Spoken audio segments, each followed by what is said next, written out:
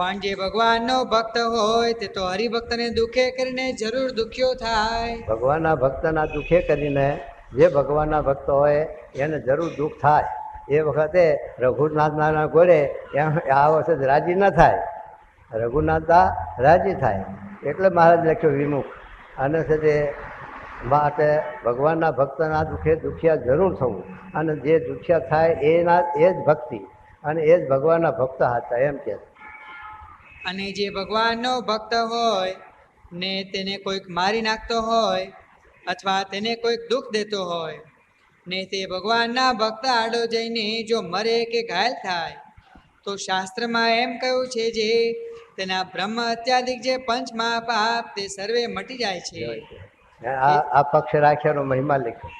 ગુંદાળી ગામના બે કાઠી હરિભગત આપણે લોયાનું આગળ વાંચી ગયા એ વચનામતમાં જ આ વાત લખી હતી. લોયાના ગુંદાળી ગામના બે કાઠી હરિભક્ત છોકરા અને એની ડોશીમાં હતા. એને સત્સંગ હતો મુહારનો અને આ સત્સંગનો પક્ષ રાખવા ગયા. સાધુ નીકળ્યા તો ડોશીમાએ આદર સત્કાર કર્યો. ત્યાં સાધુ સંતોને બોલાવરાઈ અને કે ખીચડી બીચડી જમી અને પછી જાઓ. તો પછી ગામના જે બધા ગામમાં સત્સંગ નહીં એટલે સ્વામિનારાયણની ઈર્ષા કરે જ સહેજે.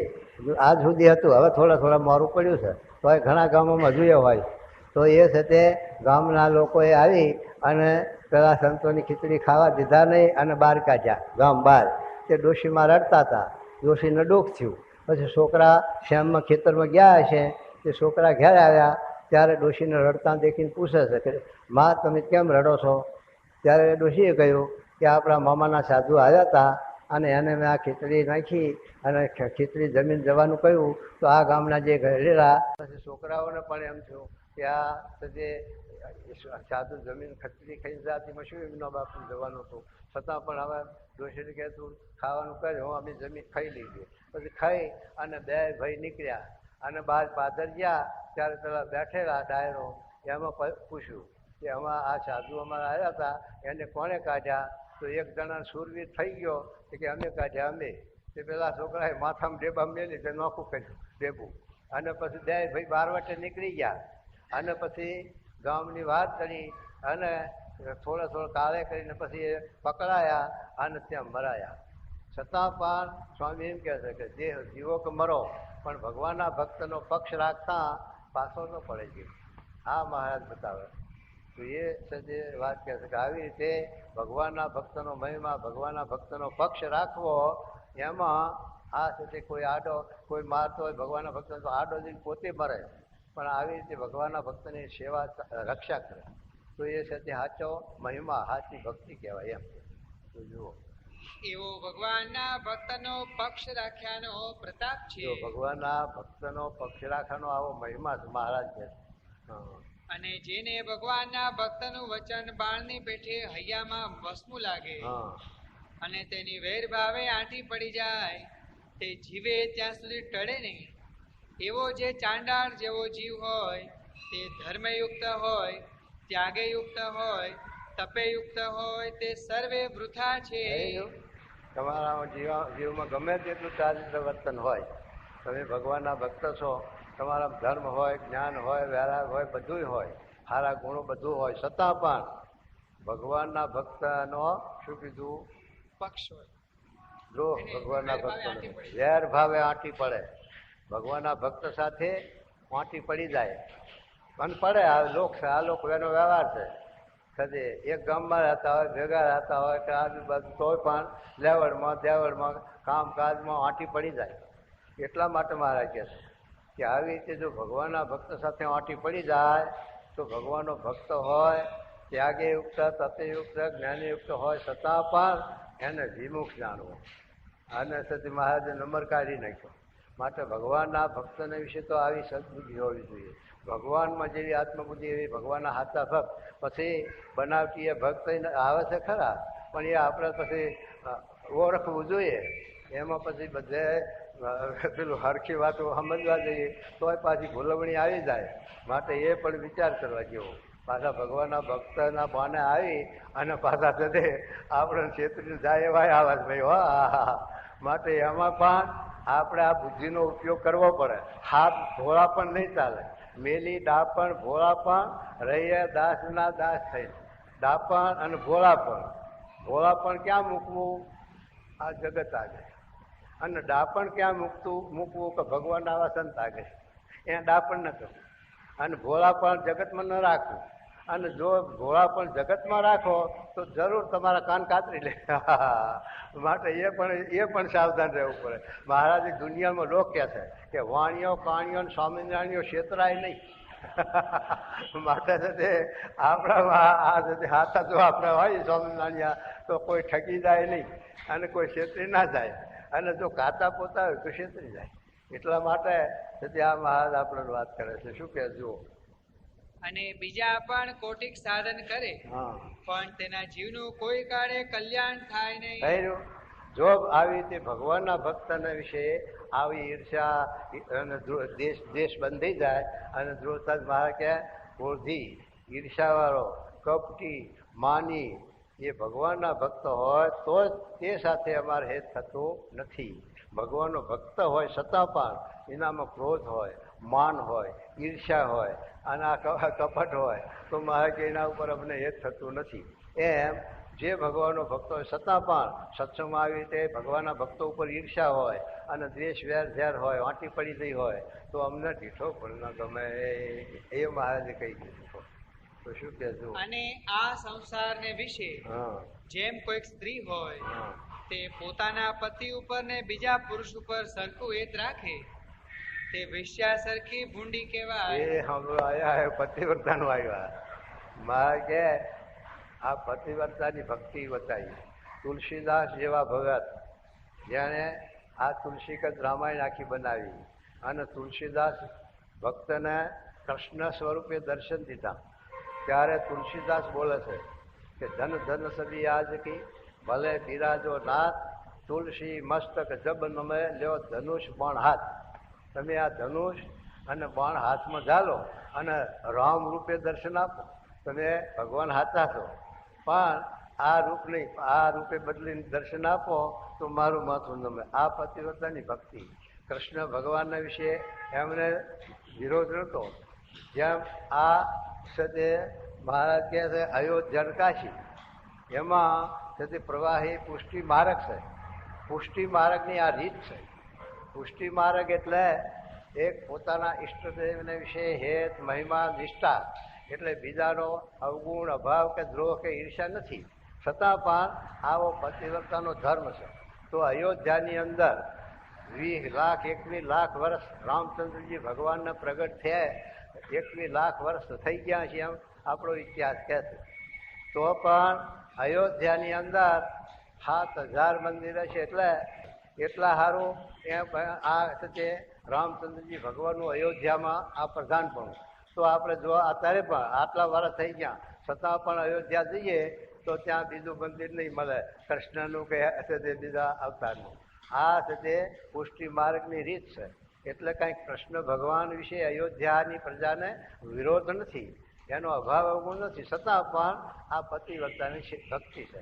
અને ગોકુળ મથુરા વૃંદાવનમાં જઈએ તો કૃષ્ણ ભગવાન ત્યાં સુધી 25 વર્ષ સુધી રહ્યા પણ ત્યાં સુધી કૃષ્ણ ભગવાનનું જ અસ્તિત્વ, એના મંદિર, એની મૂર્તિઓ, એનું ભજન. પણ ત્યાં કંઈ બીજી રામકૃષ્ણ દીકરી રામજીની એવી મૂર્તિઓ તમને નહીં જડે હાથે આવે. અને અત્યારે કાર્યક્રમ કોઈ થયું હોય તો ના નહીં પણ આપણે જોયું નહીં. પણ મૂળ નથી. એટલે કહેવાનું છે કે આ પુષ્ટિ માર્ગ છે. એમ પુષ્ટિ માર્ગની આ રીત છે કે જે સ્વરૂપે જ્યારે એને ભગવાનના સ્વરૂપની સંબંધ થયો એના વિશે આવી પતિવ્રતાની ભક્તિ જોઈએ, આવી નિષ્ઠા જોઈએ, આવો ડર આશરો જોઈએ. એટલા માટે એક ગુરુ કા આશરા એક ગુરુ કી આશ ઓર અંશે ઉદાસ.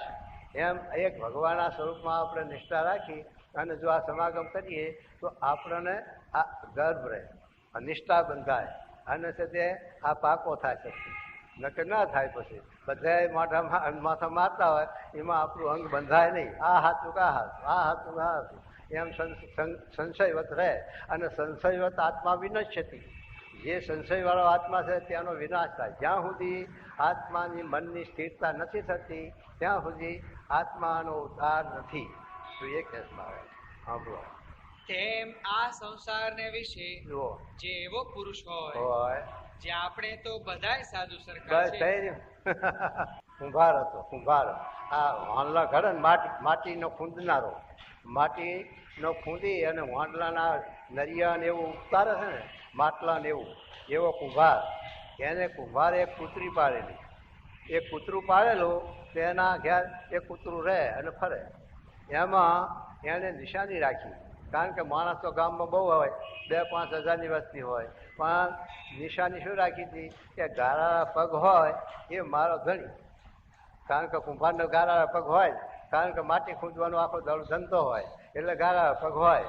બીજાને કોઈને ગાળા પગ હોય નહીં, એટલે એને આ નિશાની રાખી કે ગાળા પગ હોય એ મારો ધણી. પછી એમ કરતા કરતા ચોમાસું આવ્યું અને ચોમાસામાં બધાના ગાળાના પગ થયા. પછી કૂતરી ભૂલી પડી કે આમાં મારો ગાળા પગ વાળો મારો ધણી છે, આમાં ગાળા તો બધા ના થયો, કેવો મારો ધણી. પછી ગાળા પગ જેના ભારે એને ઊંઘવા જાય, ત્યાં પેલો એમ જાણે કે કડવાય છે, ધોકો મારે. તે જ્યાં ગાળા પગ વાળે ત્યાં ઊંઘવા થાય. એમ કરી કે ક્યારે ધોકા ખાઈને અને તે આ ભૂલી પડી ગઈ.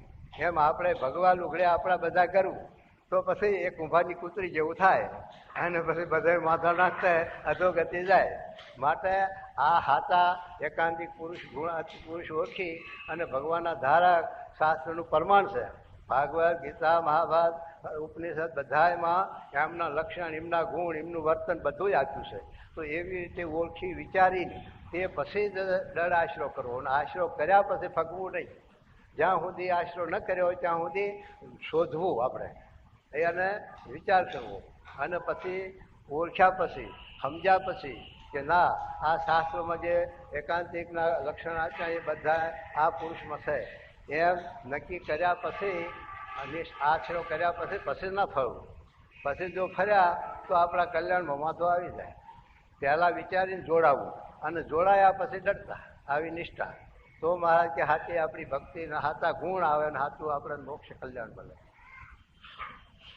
તો તે સત્સંગી કહેવાતો હોય તો પણ તેને વિમુખ જાણવો. કયું જો બધા કે એને વિમુખમાં પાણી નાખી દીધું. અરે અને જે પુરુષ એમ જાણે છે આપણ કાંઈક અવળું સવડું બોલીએ તો આપણો માણસ અવગુણ લેશે, એવી રીતે પોતાની સારપ રાખ્યા સારું ભગવાનનું કે ભગવાનના ભક્તનું કોઈ ઘસાતું બોલે ને તેને સાંભળી રહે તો તે સત્સંગી કહેવાતો હોય તો પણ તેને વિમુખ જાણવો. આપણે સત્સંગી હોય તો પણ મહારાજનું કોઈ ગહાતું બોલે, ગુણાતી સ્વામીનું બોલે કે પ્રમુખ સ્વામી જેવા સંતનું કોઈ ગહાતું બોલતો હોય તો આપણે સાંભળી ના રહેવાય. જો કાં તો આપણે પહોંચી ન શકીએ, એને કંઈ ન કરી શકીએ તો ભાગી જવું જોઈએ, ન કહે પછી એને તીખા બાણ જેવું વચન કહેવું જોઈએ. બેમાંથી એક તો કરવું જ જોઈએ, પણ સાંભળી રહે તો વિમુખ. આ કે હરે. અને જેવા પોતાના સગા વાલા હોય અથવા મા બાપ હોય તેનો પક્ષ રહે છે તેઓ ભગવાનના ભક્તનો દ્રઢ પક્ષ રાખવો, એમનો આ પક્ષ રાખવો ડટ. અને ભગવાનના ભક્ત સાથે કોઈ રીતનો વિક્ષેપ થાય તો જળમાં લીટાની પેઠે ફેર એક થઈ જાય. આપણે ભેગા રહ્યા તે વ્યવહાર હોય, અમથા હોય, ગમે તે રીતે ભગવાનના ભક્તો સાથે કંઈ પ્રસંગ પડે અને એના સાથે આપણને બોલાચાલી થાય, એવું થાય તો પણ જળમાં લીટો. કેમ કે જળમાં લીટો કરીએ તો 1-2 કલાક રહે, એને એ વખત ભેગું થઈ જાય. તો એ કહે મહારાજ લીટો પથ્થરમાં લીટો, લોઢામાં લીટો, ધૂળમાં લીટો અને પાણીમાં લીટો, પણ પાણીનો લીટો 1 સેકન્ડ રહે નહીં. એમ પાણીનામાં જેમ લીટો કરે અને જેમ છે તે નોખું ન રહે, એમ આપણે ગમે તેની સાથે પ્રસંગ પડે ભગવાનના ભક્તો સાથે તો પણ માટી ન પડવી જોઈએ અને એનો અવગુણ ભાવ ન રહેવો જોઈએ જીવમાં. ઘરમાં આપણે છોકરા હોય, બૈરા હોય, આપણા ભાઈઓ હોય અને એમાં બોલાબોલી થાય છે તો આંટીઓ રહેશે. એમ એવી રીતે આપણે સત્સંગમાં આંટી ન રહેવી જોઈએ. પણ આંટી રાખે નહીં તે જ ભગવાનનો યથાર્થ ભક્ત કહેવાય. એટલી વાર્તા કરીને પછી શ્રીજી મહારાજ એમ બોલ્યા છે, હું તો દત્તાત્રેય, જળ ભરત, નારદ અને શુકજી તે સરખો દયાવાળો છું. અને પૂર્વ દેશમાં એક સમયે નાગડા બેરાગીની જમાત ભેળો હતો. તે મને સર્વે બેરાગીએ કહ્યું છે તાંદળજાની લીલી ભાજી તોડો. ત્યારે મેં કહ્યું છે એમાં તો જીવ છે તે મેં નહીં નહીં તોડી. તોડી, એમાં તો જીવ છે તમે નહીં તોડ્યું. પછી એક જણે તલવાર ઉગાડી કરીને ડારો કર્યો તો પણ અમે લીલી ભાજી ન તોડી. મહારાજની 10, 15, 10 વર્ષની 12 વર્ષની ઉંમર, આના સાથે નિર્ભય કેટલા બાવાયા છે, તરવાર ઉગાડી કરીને મારવાની, તોય પણ લીલી ભાજી તોડી નહીં. આવો દયાવાળો સ્વભાવ છે. છતાં પણ ભગવાનના ભક્તનો દ્રોહી હોય ત્યાં દયા નથી રહેતી. એનો તો હાથ કાપવું કે માથું કાપવું એમ થઈ જાય. જો એમ બતાવે.